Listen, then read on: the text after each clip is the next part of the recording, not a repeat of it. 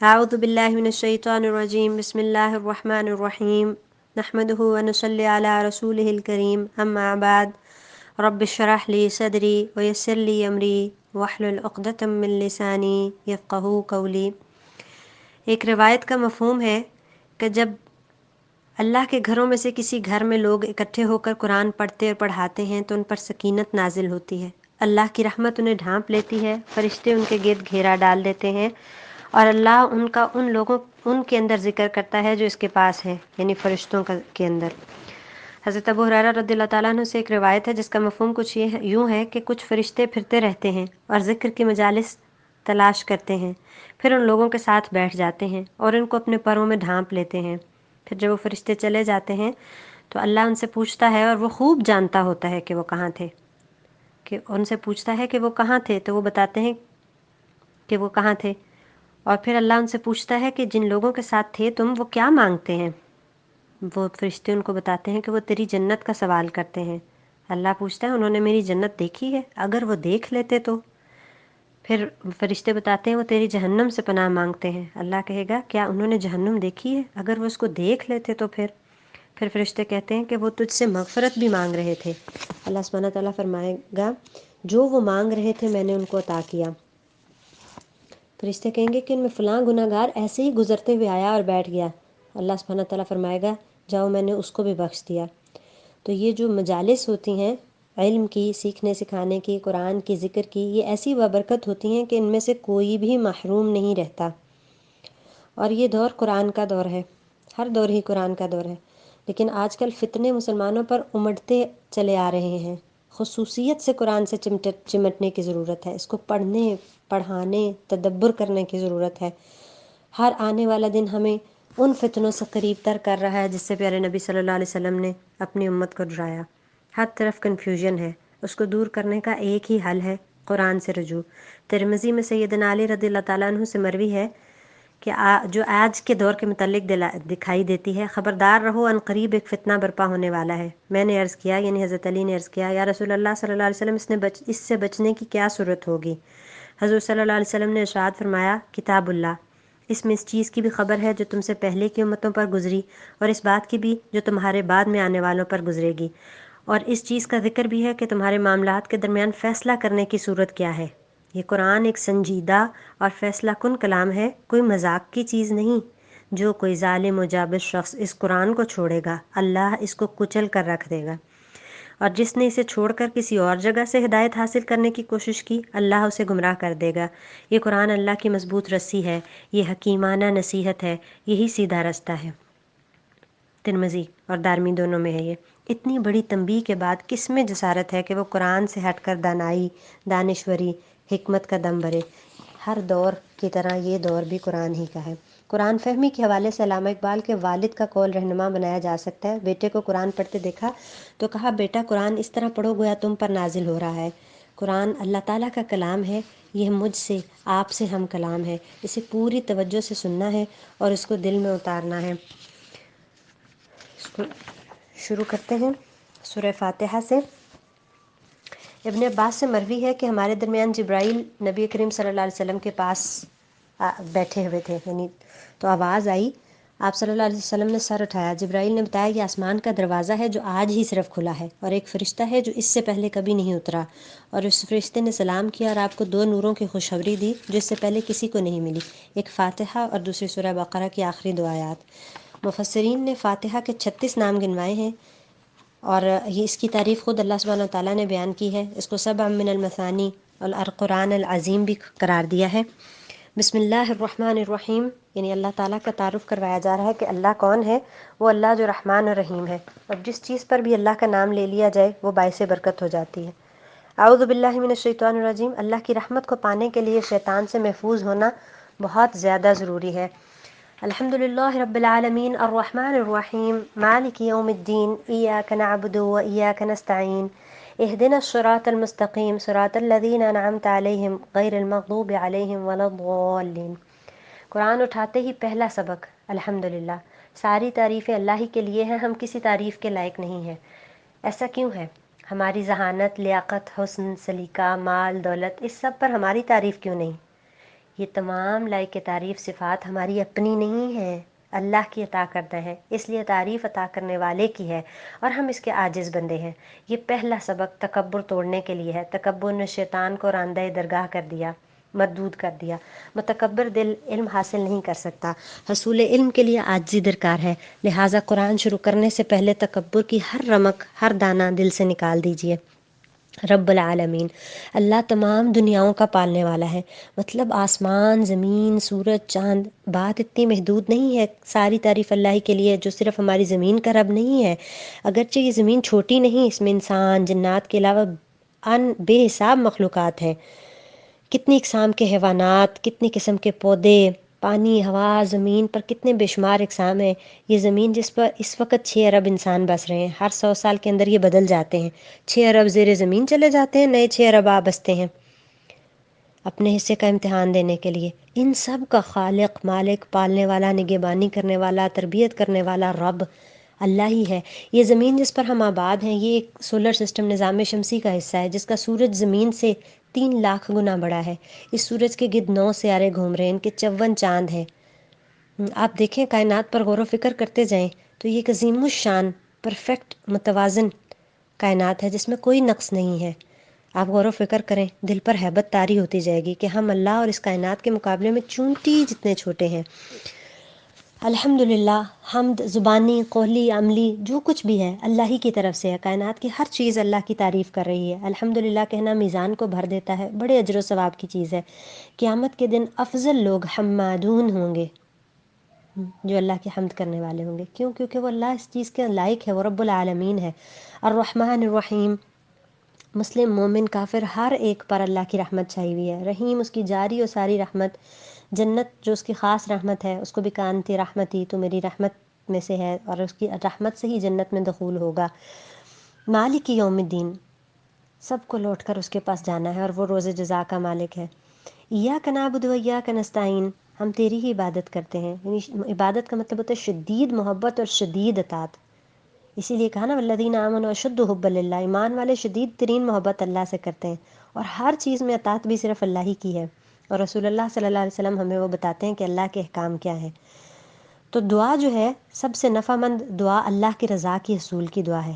اور وہ کیا ہے؟ اہدنا الصراط المستقیم، کہ اللہ ہمیں سیدھا راستہ دکھائے۔ ہدایت دنیا کی سب سے قیمتی چیز ہے، ہر وقت مانگنی ہے۔ حضرت علی کہتے ہیں مجھے رسول اللہ صلی اللہ علیہ وسلم نے یہ دعا سکھائی، اللہم اہدنی وسددنی، اللہ مجھے ہدایت دے، مجھے سیدھا رکھ۔ جب کوئی ستائے تو یہ اتنی انمول نعمت دعا ہے کہ آپ اس کو بھی ہدایت کی دعا دیں، اور اتنی لجاجت کے ساتھ دعا کی، اور آخر میں اللہ سے کوئی کوٹھی پلاٹ نہیں مانگا، کیا مانگا؟ سیدھا راستہ۔ یہ اتنی جامع دعا ہے کہ اس میں ہر چیز آ جاتی ہے۔ یہ دنیا کی زندگی تو بس اتنی ہے کہ نبی کریم صلی اللہ علیہ وسلم نے قطرے اور سمندر کی مثال دی۔ دنیا آخرت کے مقابلے میں قطرے کے برابر ہے۔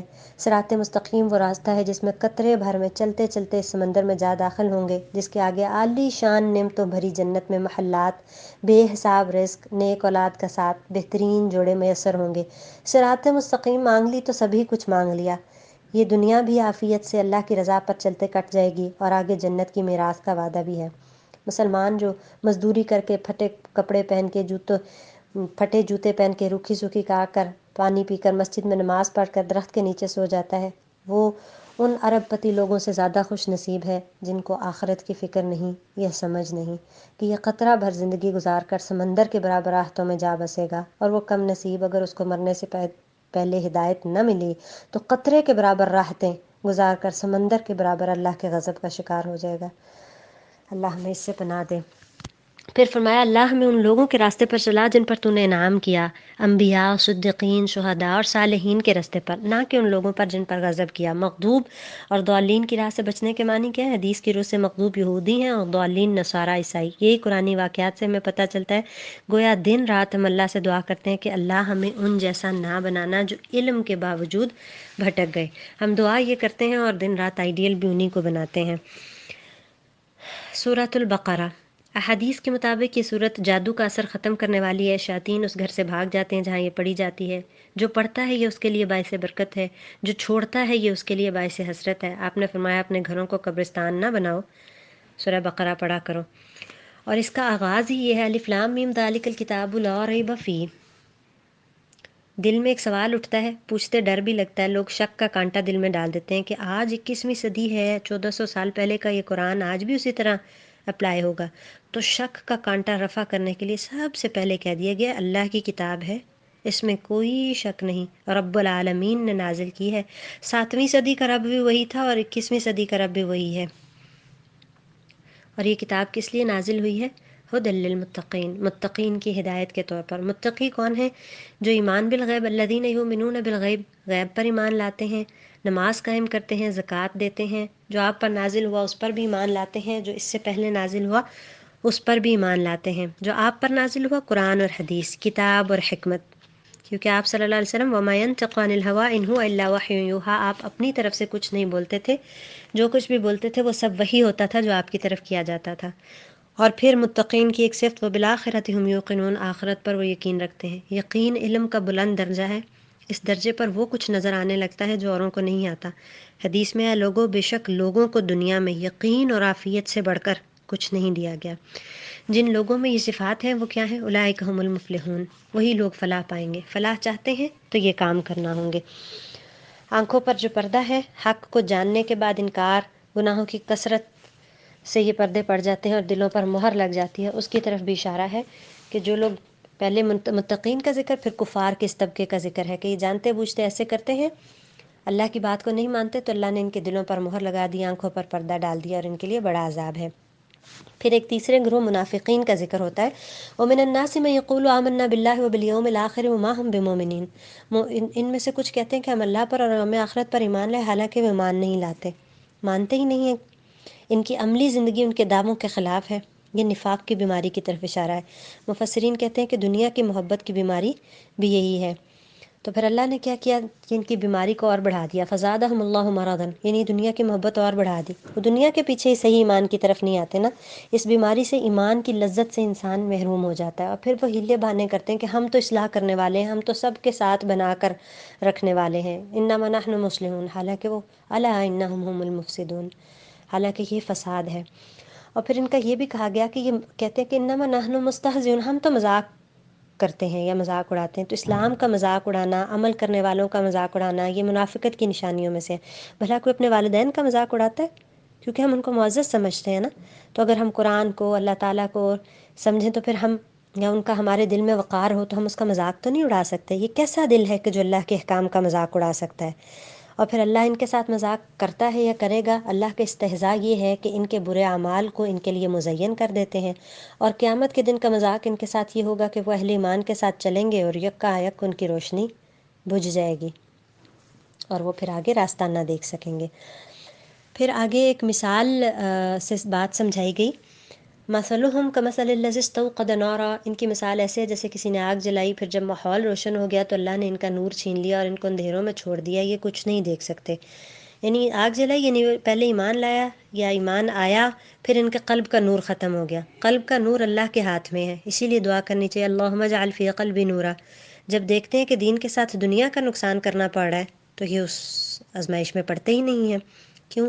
صم بکم عمی، بہرے ہیں، گونگے ہیں، اندھے ہیں، یعنی آواز ان کے کانوں سے ٹکرا کر واپس آ جاتی ہے، یہ سنتے ہی نہیں اس کو، حق کو دیکھ ہی نہیں پاتے، اس کو کہہ ہی نہیں پاتے۔ پھر ایک اور مثال سے بات سمجھائی گئی ہے کہ او کصیب من السماء، یا جیسے آسمان سے بارش ہو رہی ہے، اس میں اندھیرے بھی ہیں، کڑک بھی ہے، بجلی بھی ہے، یہ اپنے انگلیاں کانوں میں ٹھونس لیتے ہیں بجلی اور موت کے ڈر سے، جبکہ اللہ تو کافروں کو گھیرے ہوئے ہے۔ قریب ہے کہ بجلی ان کی بصارت اچک لے، جب روشنی ہوتی ہے تو چل پڑتے ہیں، جب اندھیرا ہوتا ہے تو ٹھہر جاتے ہیں۔ اگر اللہ چاہتا تو ان کی سماعت و بصارت چھین لیتا، اللہ تو ہر چیز پر قادر ہے۔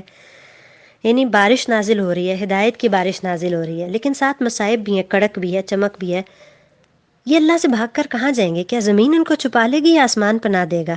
یعنی یہ کیسے منافق کیا کرتے ہیں کہ آسان احکام میں چل پڑتے ہیں، ساتھ دیندار بن جاتے ہیں اور مشکل میں پلٹ جاتے ہیں۔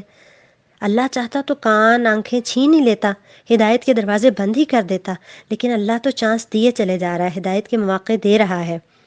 اور صحابہ کرام نفاق سے بہت زیادہ ڈرا کرتے تھے، اتنی بشارتیں اور اتنی ریاضتوں اور محنتوں کے باوجود ہر وقت اس اپنے اوپر خیال رکھتے تھے کہ کہیں ہم میں کوئی نفاق کی صفت نہ آ جائے۔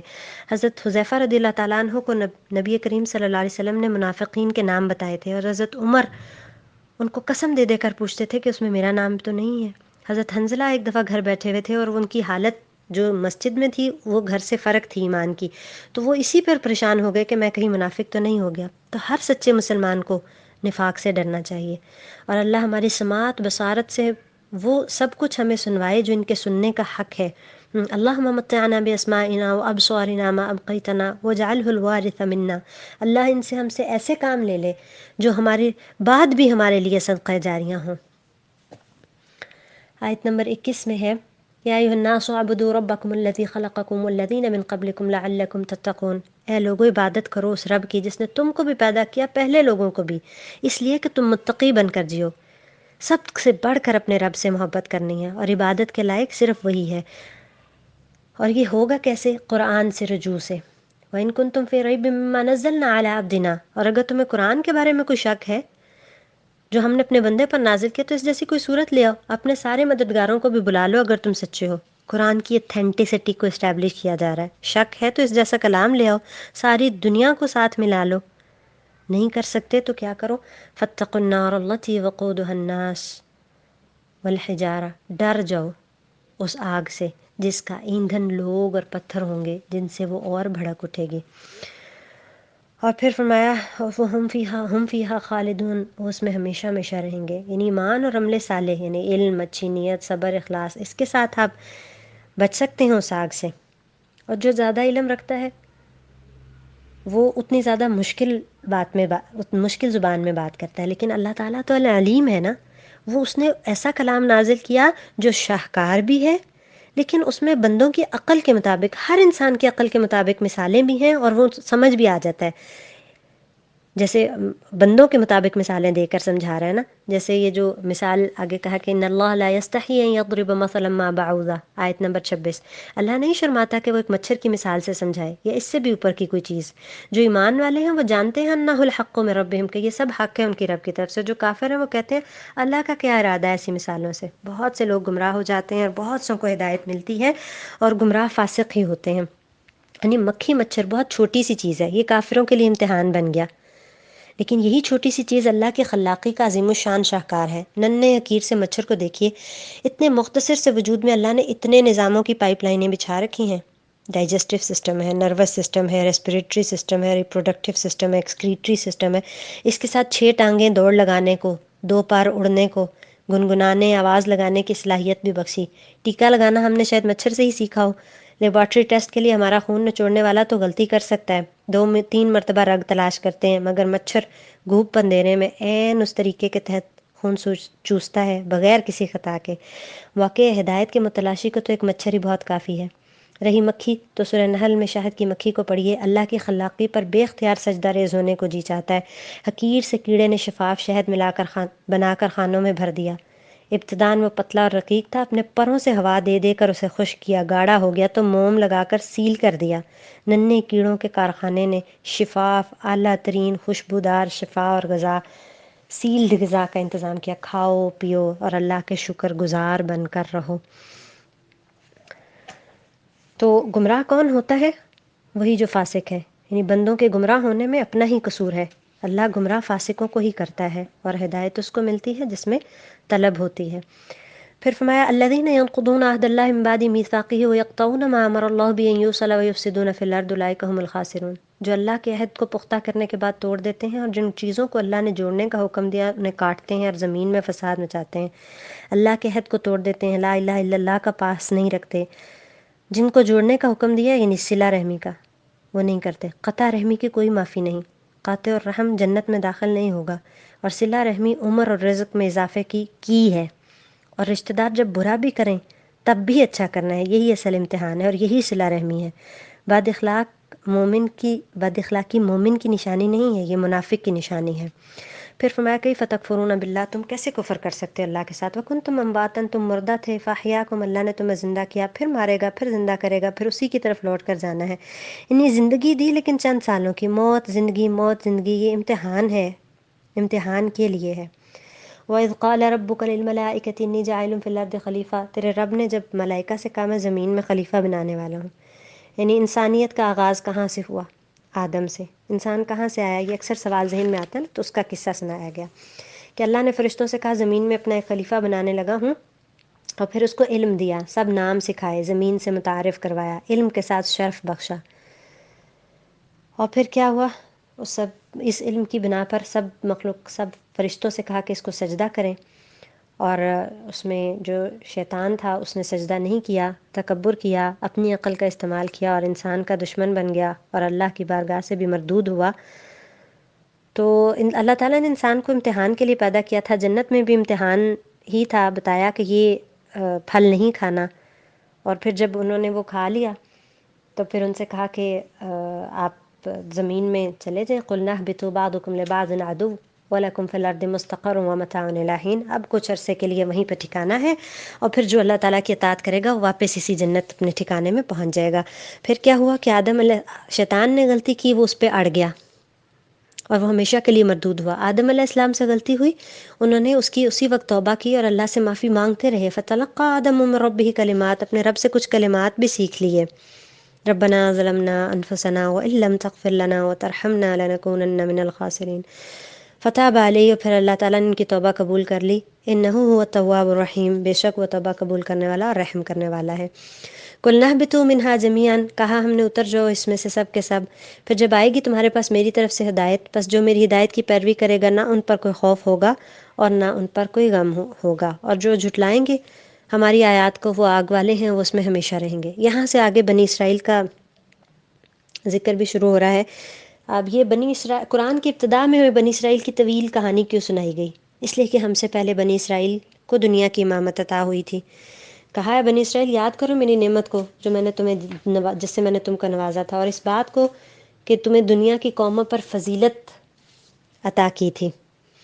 تو یہ پوری صورت مدنی ہے، یہاں یہود بھی بستے تھے، دیندار لوگ سمجھے جاتے تھے، تو ان کی غلطیوں کی نشاندہی کی گئی کہ جب ان سے امامت لے کے اس امت کو دی گئی ہے تو ہم نے وہ غلطیاں نہیں کرنی۔ پھر آگے کہا گیا کہ میرا عہد پورا کرو، میں تمہارا عہد پورا کروں گا، جو رسول آئے ہیں جو میں نے نازل کیا، آمنوا بما انزلت مصدقا لما معکم، اس پر تم ایمان لاؤ۔ تمہیں تو سب سے پہلے تصدیق کرنی چاہیے تھی، سب سے پہلے انکار کرنے والے نہ بنو، حق کو باطل کے ساتھ نہ ملاؤ، نماز قائم کرو، زکوٰۃ دو، کیا لوگوں کو نیکی کا حکم دیتے ہو اور اپنے آپ کو بھول جاتے ہو؟ پھر کہا گیا کہ صبر اور نماز کے ساتھ مدد مانگو۔ تو نماز قائم کرنا یہ اہم ترین ہدایت ہے، اور یہ بھی اس میں یہ بھی ہدایت دی گئی کہ قول و فعل میں تضاد نہ ہو، اور نماز معیار ہے کہ ہم کس درجے کے متقی ہیں، نماز کی طرف کس شوق سے جاتے ہیں۔ صبر اور نماز سے زندگی آسان ہو جاتی ہے۔ نبی کریم صلی اللہ علیہ وسلم کو جب بھی کوئی اہم کام درپیش ہوتا تو آپ فوراً نماز کی طرف رجوع کرتے۔ اہل ایمان کی نشانی پھر یہ بھی بتائی گئی کہ وہ جو اپنے رب سے ملاقات پر یقین رکھتے ہیں، اور ایسے ہی لوگ نماز پڑھ بھی سکتے ہیں اور اس کی طرف رجوع بھی کر سکتے ہیں۔ وہ دن اتنا سخت ہوگا کہ کوئی نفس کسی کے کام، لا تجزی نفس عن نفس شیئا ولا يقبل منها شفاعہ، نہ کوئی سفارش چلے گی، نہ کوئی معاوضہ قبول کیا جائے گا، نہ کوئی کسی کو چھڑا سکے گا۔ پھر بنی اسرائیل کا قصہ کہ یاد کرو یا بنی اسرائیل اذکروا نعمتی التی انعمت علیکم وانی فضلتکم علی العالمین، کہ اے بنی اسرائیل یاد کرو میری نعمتیں جو میں نے تم پر انعام کی اور تم کو جہانوں پر فضیلت دی۔ بنی اسرائیل نے اس کا حق ادا نہیں کیا، اللہ کی کتاب اور اس کے رسول کی اطاعت نہیں کی، اللہ کے احکام اور ہدایات کو پس پشت ڈال کر غیر مسلم قوموں کی نقالی کی، تو اللہ ان پر غضبناک ہوا۔ اس نقالی کے نتیجے میں انہیں بندر تک بن جانے کی سزا دی گئی۔ اب جب اللہ نے انہیں دنیا کی امامت سے معزول کر کے ہمیں نبی کریم صلی اللہ علیہ وسلم کی امتیوں کو دنیا کی امامت سونپی ہے، تو ان کی کہانیاں ہمیں سنائی گئی کہ وہ کہاں کہاں بھٹکے، تاکہ ہمیں نصیحت ہو، ہم اللہ کے پیغام کے سچے وارث بنیں اور ان کی طرح غلط کار بن کر اللہ کے غضب کا نشانہ نہ بنے۔ اسی لیے ابتدا میں بھی یہ دعائیں سکھائی گئی، غیر المغضوب علیہم ولا الضالین، اللہ ان کے راستوں پر نہ چلانا۔ پھر بنی اسرائیل کو جب احکام دیے گئے تو کہا خذوا ما آتیناکم بقوہ، جو ہم نے تم کو دیا ہے اس کو قوت کے ساتھ پکڑو۔ لعلکم تتقون بھی کہا گیا، کیونکہ تاکہ تم میں تقوی پیدا ہو، تو کتاب اللہ کو مضبوطی سے پکڑنے سے ہی تقوی پیدا ہوگا۔ پھر یہ لوگ جو ہے وہ پلٹ گئے، انہوں نے گائے کی پوجا شروع کر دی، گائے کے بچے کی۔ جب موسیٰ علیہ السلام تورات لینے کے لیے گئے، ثم تولیتم من بعد ذلک، پھر تم بار بار منہ پھیرتے رہے۔ اللہ ہمیں بھی ہدایت کے بہت سے مواقع دیتا ہے، ہر مشکل میں سوچیں کہ اس آزمائش نے یا اس موقع نے ہمیں اللہ سے قریب کیا یا دور کیا، اور شکر کا تقاضا یہ ہے کہ اطاعت الہی میں اضافہ ہو ہر موقع کے بعد۔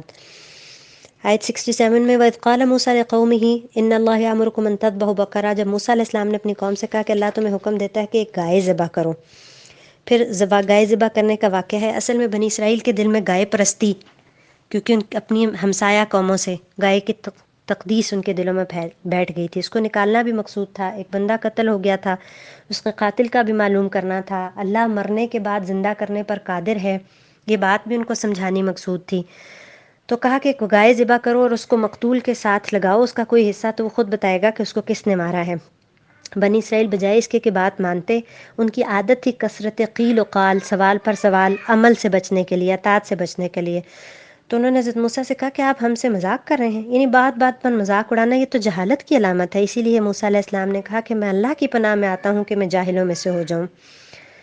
پھر انہوں نے طرح طرح کے سوال کیے. آخر وہ چیز ان کے لیے بہت مشکل ہو گئی عمل کرنا. اور جب بھی حضرت موسیٰ علیہ السلام کے پاس آتے قالوا ادع لنا، کہتے ہیں آپ ہمارے لیے دعا کیجئے اللہ سے. ہم بھی ہر ایک سے کہتے ہیں دعا میں یاد رکھیں، دعا کیجئے، دعا کیجئے، ہمارا تقیہ کلام ہوتا ہے. کیا ہم خود بھی اپنے رب کو اتنا ہی پکارتے ہیں جتنا ہم دوسروں سے کہتے ہیں؟ کیا خود بھی اپنے مسائل اللہ کے سامنے رکھتے ہیں؟ تو دعا اللہ کو بہت محبوب عبادت ہے، یعنی یہ ایک ایسا عمل ہے جو اللہ تعالیٰ کو بہت اچھا لگتا ہے. تو خود بھی اپنے لیے دعا کیجئے. باقی یہ ہے کہ کسی کو بھی کہہ سکتے ہیں، اور دوسرا اگر کوئی آپ کے لیے مانگے گا تو اللہ اس کو بھی بہت دے گا.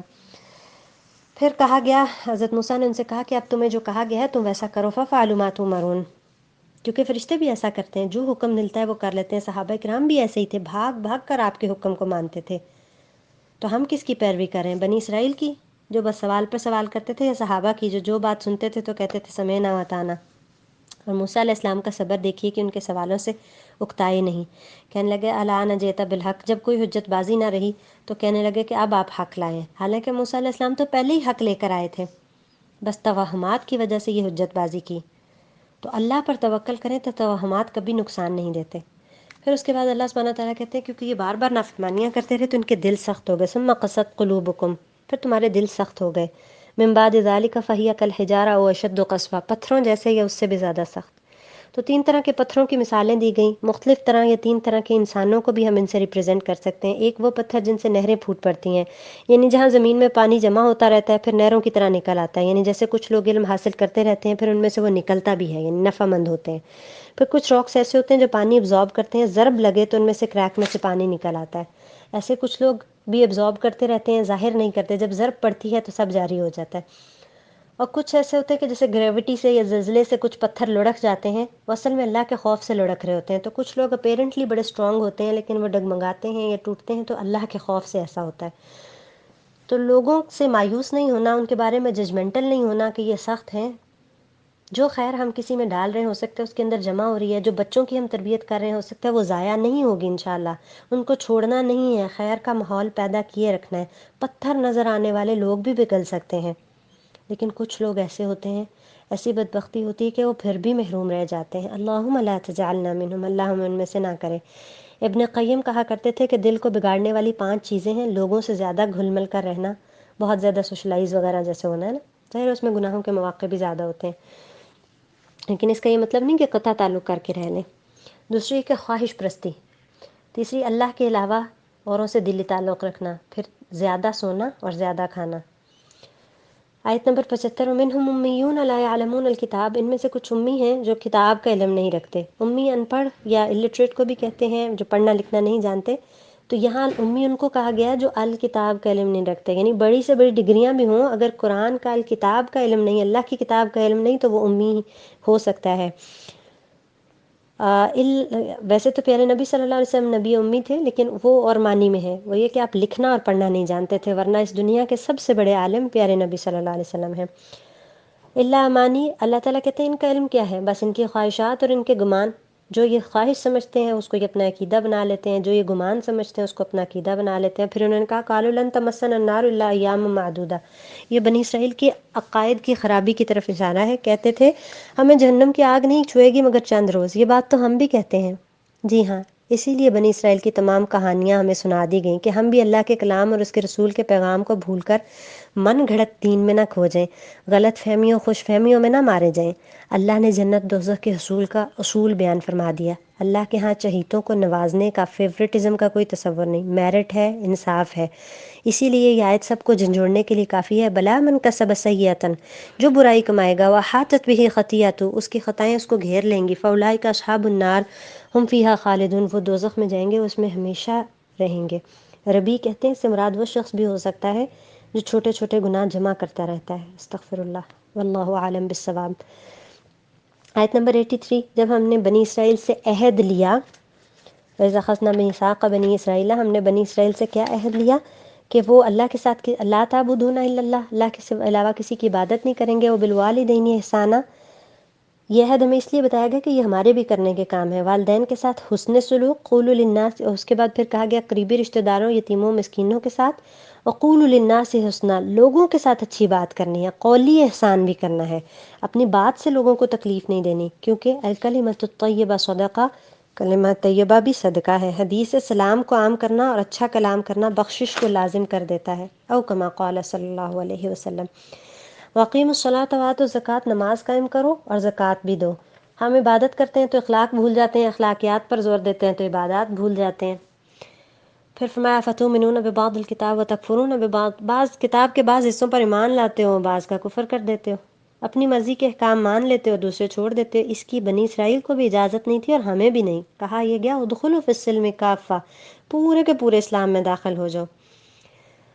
آیت نمبر 87 میں بنی اسرائیل اور اس کے بعد بنی اسرائیل کی اخلاقی زوال کی طرف اشارہ ہے۔ اتنا زوال آیا کہ انبیاء تک کو قتل کرنے لگے۔ وَأُشْرِبُوا فِي قُلُوبِهِمُ الْعِجْلَ، اور ان کے دلوں میں بچھڑا رچ بس گیا، یعنی شرک ایسا ان کے دلوں سے نکلا کہ اس میں رچا بسا کہ وہ نکلا ہی نہ۔ فرمانی کے بدلے میں ایسی چیزوں کی محبت میں انسان گرفتار ہو جاتا ہے کہ جس کے بعد پھر وہ اللہ کو بھول ہی جاتا ہے۔ اللہ ایسی بدبختی سے بچائے۔ پھر ان سے کہا جا گیا ہے کہ کل ان کانت لکم الدار الآخرہ، اگر تمہارے لیے آخرت کا گھر ہے عند اللہ، اللہ کے پاس، خالص اور لوگوں کے لیے نہیں ہے۔ وہ تو کہتے تھے نا بس ہم ہی اللہ کے چہیتے ہیں، کچھ بھی کر لیں تو اس میں جائیں گے، تو پھر تو تمہیں موت کی تمنا کرنی چاہیے، تو اللہ سے امید رکھنی چاہیے، لیکن ڈر بھی ہونا چاہیے۔ آپ دیکھیں آدم علیہ السلام کو ایک لقمہ کھانے پر جنت سے نکال دیا گیا تھا، ابلیس نے کتنے گناہ کیے تھے، ایک تکبر کیا تھا۔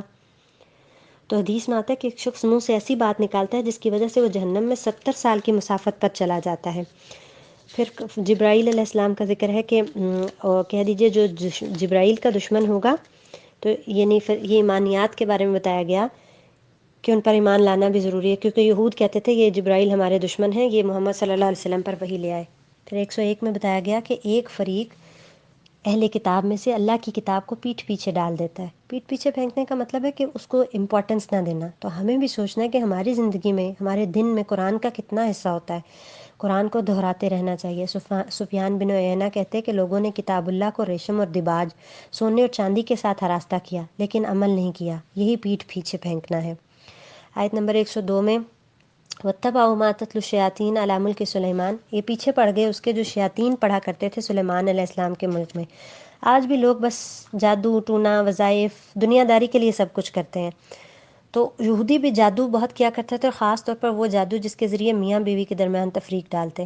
ہر قوم جب ایمان کے اعتبار سے گراوٹ کا شکار ہوتی ہے تو حب دنیا اور خواہشات نفس کے ہاتھوں بدترین اعمال کا شکار ہو جاتی ہے۔ دو حرام کام، جادو جو شیاطین اور جنات کی مدد سے، اور شرکیہ اعمال کیے جاتے ہیں، یہ ایمان کو تباہ کرنے والی چیزیں ہیں۔ نیز میاں بیوی کا رشتہ اسلام میں محترم ترین ہے، ان میں پھوٹ ڈال کر خاندان تباہ کرنا، معاشرے کی بربادی، ایمان کی تباہی کا سامان ہے۔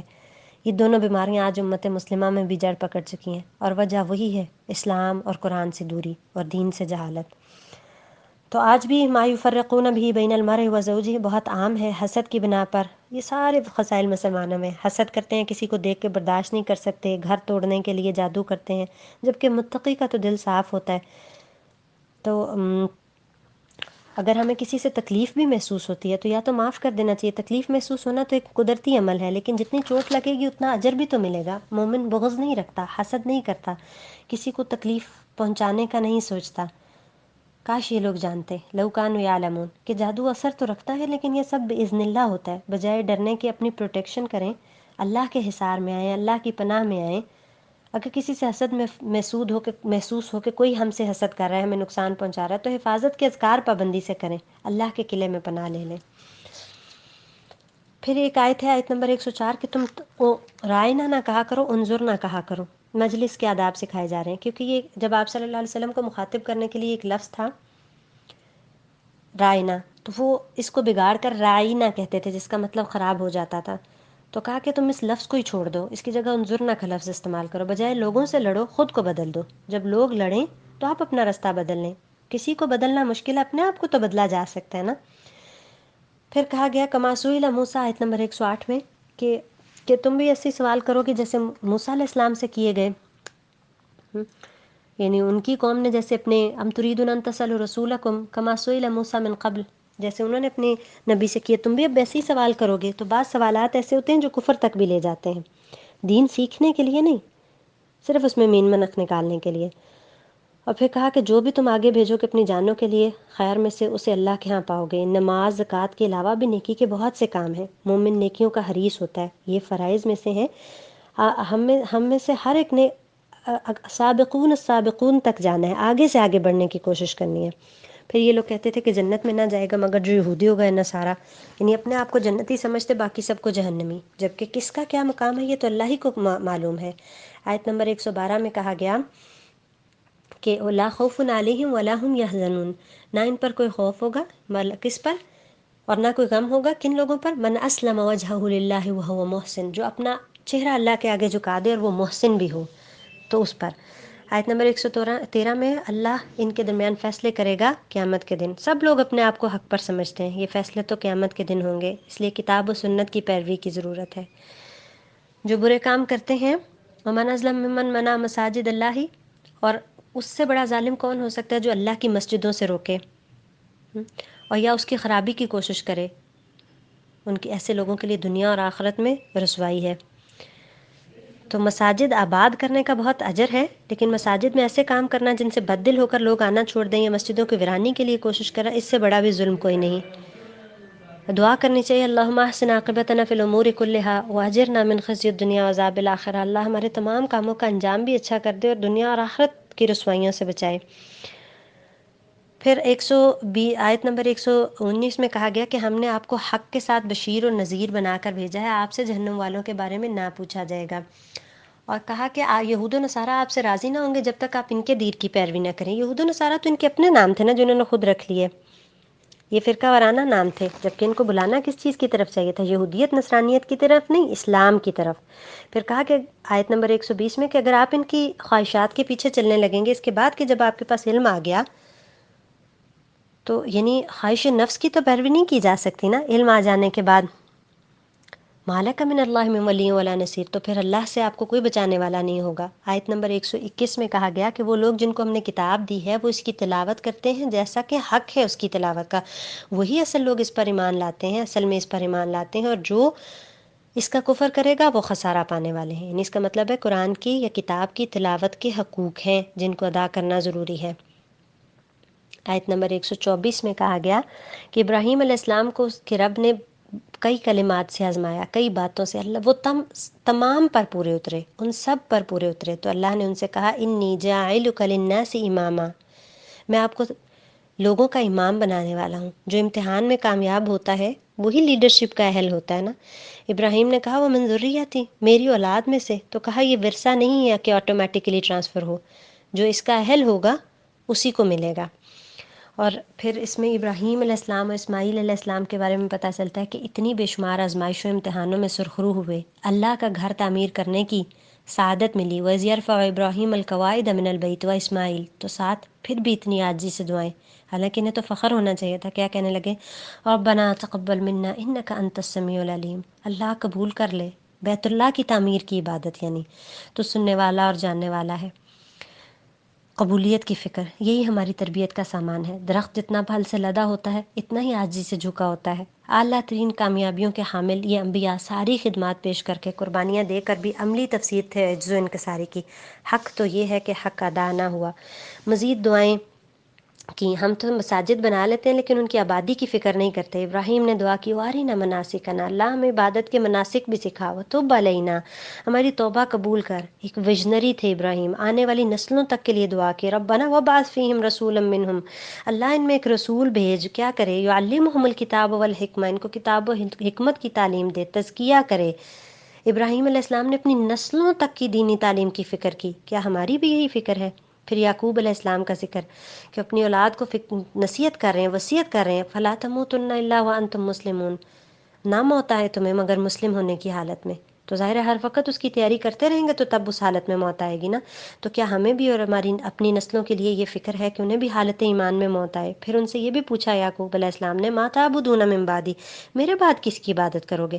ہم بھی اپنے بچوں سے پوچھتے ہیں کہ میرے بعد کیسے دیندار رہو گے، کتنے دیندار ہوں گے؟ آیت نمبر 134، تلک امۃ قد خلت، یہ پہلے بزرگ تھے، عمل کر گئے، ہم بس اس پر فخر کرتے رہے نہیں، وَلَکُم مَا کَسَبْتُم، تمہارے لیے وہ ہے جس پر تم عمل کرو گے، جو تم کماؤ گے۔ یہ کہتے ہیں یہودی عیسائی ہو جو، کہو کہ اصل میں مسلم ہونا ہے نا ضروری، اور پھر قولو، سب کہو، یعنی روئے زمین پر صرف مسلمان ہی سب انبیاء کو مانتے ہیں اور ایک نبی کا انکار سب نبیوں کا انکار ہے، تو انبیاء نے اپنی اولاد کو صحیح ایمان لانا بھی سکھایا۔ تم سب کیا کہو، آیت نمبر 136 میں، کہ ہم ایمان لائے اللہ پر اور جو ہماری طرف نازل کیا گیا، جو ابراہیم، اسماعیل، اسحاق، یعقوب اور ان کی اولاد، اور جو موسیٰ اور عیسیٰ اور سارے نبیوں کو دیا گیا، ہم ان کے درمیان کسی پہ فرق نہیں کرتے۔ آیت نمبر 138، صبغۃ اللہ ومن احسن من اللہ صبغہ ونحن لہ عابدون، اللہ کا رنگ ہے اور اللہ کے رنگ سے بھی اچھا کسی کا رنگ ہو سکتا ہے؟ یعنی اللہ کا دین اپنا لو، اس سے خوبصورت طریقہ زندگی کون سا ہو سکتا ہے؟ قرآن و سنت کا رنگ اللہ کا رنگ ہے۔ کپڑا رنگنے کے لیے اسے اول تاخر کھول کر پورا مطلوبہ رنگ میں ڈبو دیا جاتا ہے، کوئی گونا گوشہ رہنے نہیں دیتے، بار بار اس میں ڈبو کر نکالتے نچوڑتے ہیں، یہ رنگ کہ اب کچا ہے یا پکا۔ تو آزمائشوں کی تپش کو ثابت قدمی سے برداشت کرنے سے اللہ کا رنگ پکا ہوتا ہے۔ صحابہ اس کی اعلیٰ ترین مثال ہے، وہ اولو العزمی دکھانے میں نمبر 1 تھے، ان کے رنگ اتنے پکے تھے کہ نہ فاقوں سے اترے، نہ ہجرتوں سے، نہ جہاد نے ان کا رنگ اڑایا، نہ بعد کے فتوحات نے، یعنی نہ آزمائشوں نے، نہ دنیا جب بہت ملی تب بھی۔ ہمارے ایمانی رنگ تو ٹھنڈے پانی میں پہلی مرتبہ دھونے ڈبونے میں رنگ چھوڑ دینے والے کپڑے کی طرح ہیں، آزمائشوں کو دور سے آتا دیکھ کر ہم کہہ دیتے ہیں ہم باز آئے اس سے۔ تلک امتن، یہ ایک امت تھی، قد خلت، جو گزر گئی، لہا ما کسبت، اس کے لیے جو اس نے کمایا، ولکم ما کسبتم، تمہارے لیے جو تم کماؤ گے، ولا تسألون عما كانوا يعملون، تم سے نہ پوچھا جائے گا کہ وہ کیا عمل کر کے گئے۔ سبحانک اللہم وبحمدک، نشہد ان لا الہ الا انت، نستغفرک ونتوب الیک۔